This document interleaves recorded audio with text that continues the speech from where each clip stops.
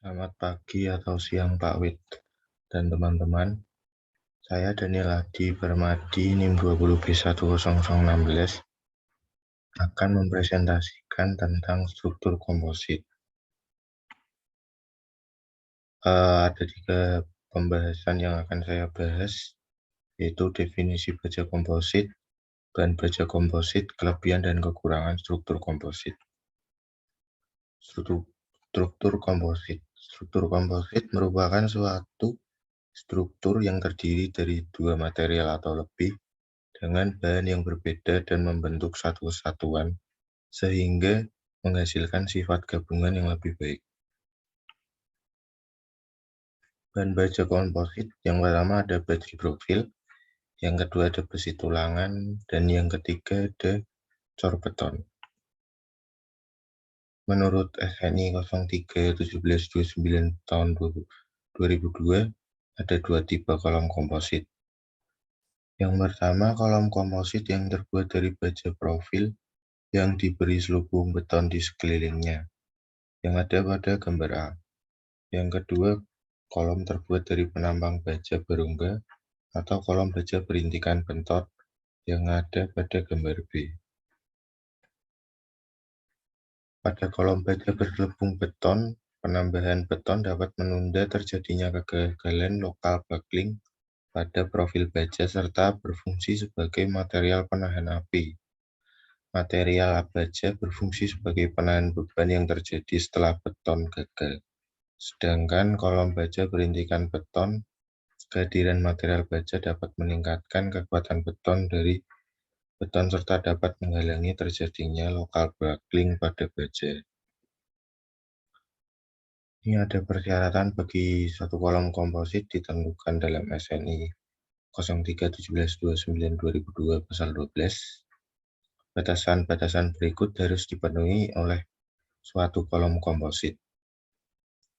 Luas penambang profil baja minimal sebesar 4% dari luas total penambang melintang kolom komposit.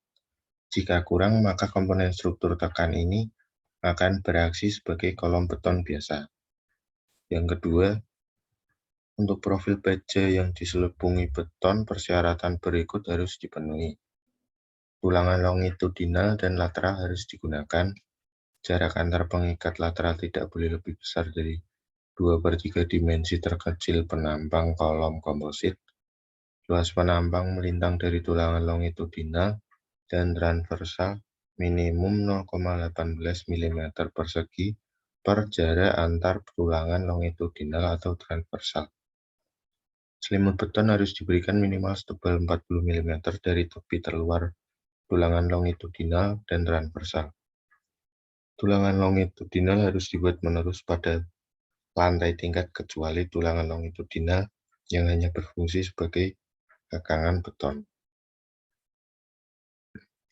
Ini ada kuat tekan beton F-Accenture berkisar antara 21 hingga 55 MPa untuk beton normal dan minimal 28 MPa untuk beton ringan. Dan tegangan leleh profil baja dan tulangan longitudinal tidak boleh melebihi 380 MPa.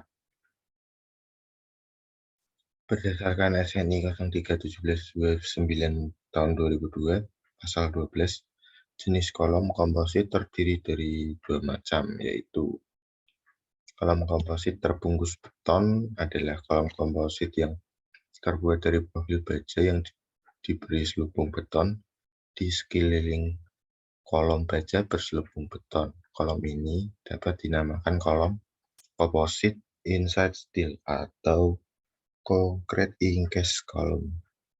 Ya, ini pada gambar 1 ada kolom composite inside steel yang bentuknya kotak, dan gambar 2 kolom composite inside steel yang bentuknya bundar. Yang kedua, kolom komposit terisi beton adalah kolom komposit yang terbuat dari penambang baja berongga dan diisi beton di dalamnya. Kolom baja berisikan beton. Kolom ini dapat dinamakan kolom komposit outside steel atau concrete fill column. Gambar 3 ada kolom komposit outside steel yang bentuknya kotak, dan gambar 4 kolom komposit outside steel yang bentuknya bundar. Kriteria untuk kolom komposit bagi komponen struktur tekan menurut SNI 17/9 tahun 2013. Yang pertama, luas penambang profit baja minimal sebesar 4% dari luas penambang komposit total. Yang kedua, menerus dan sengkang pengikat lateral atau spiral bila digunakan pengikat lateral batang tulangan nomor 3 10 mm berspasi maksimum 12 in. 305 mm pusat ke pusat atau batang tulangan nomor 4 13 mm atau lebih besar harus digunakan spasi maksimum 16 in. 406 pusat ke pusat. Boleh digunakan tulangan kawat ulir atau kawat dilas dengan luas ekivalen. Spasi maksimum dari pengikat lateral tidak boleh melebihi 0,5 kali dimensi kolom terkecil. Ketiga, mutu beton yang digunakan tidak lebih tinggi dari 55 MPa dan tidak kurang dari 21 MPa untuk beton normal dan tidak kurang dari 28 MPa untuk beton ringan. Yang keempat, tegangan lele profil dan tulangan baja yang digunakan untuk perhitungan kekuatan komposit tidak boleh melebihi 380 MPa. Kelebihan struktur komposit dapat mereduksi berat profil baja yang dipakai. Yang kedua, tinggi baja yang dipakai dapat dikurangi dan dapat menambah panjang bentang layang dari suatu struktur. Kekurangannya, yang pertama terjadi defleksi yang besar yang disebabkan rangka susut pada beton. Yang kedua, persoalan rangka dan shortening beton bisa jadi masalah pada bangunan yang mengkombinasikan struktur beton dan komposit. Yang ketiga, ikatan antara beton dan profil baja masih belum sepenuhnya dipahami. Ini ada contoh soal. Ini adalah kolom komposit ukuran 50 x 50 cm. Diketahui 4x22 dan lebar selimut betonnya 4 cm. Lalu diketahui KL-nya 3,6 meter, efaksensinya 25 mPa, FV-nya tertera 400 MPa. Lalu penyelesaiannya, luas beton atau AC sama dengan 500 x 500 yang tadinya cm jadi yang tadinya 50 cm jadi 500 x 500 dan hasilnya 250.000 mm persegi. Lalu luas profilnya sekian 11.980 mm persegi. Lalu periksa terhadap syarat luas minimum profil baja yang rumusnya sebagai AS dibagi AC, hasilnya 4,79%, lebih dari 4%, hasilnya oke. Lalu periksa syarat jarak sengkang atau pengikat lateral. Jarak sengkang sama dengan 250 mm kurang dari 2/3 dikali 500 sama dengan 333,3 mm dan hasilnya oke. Lalu periksa syarat luas tulangan longitudinal. Jarak antar tulangan longitudinal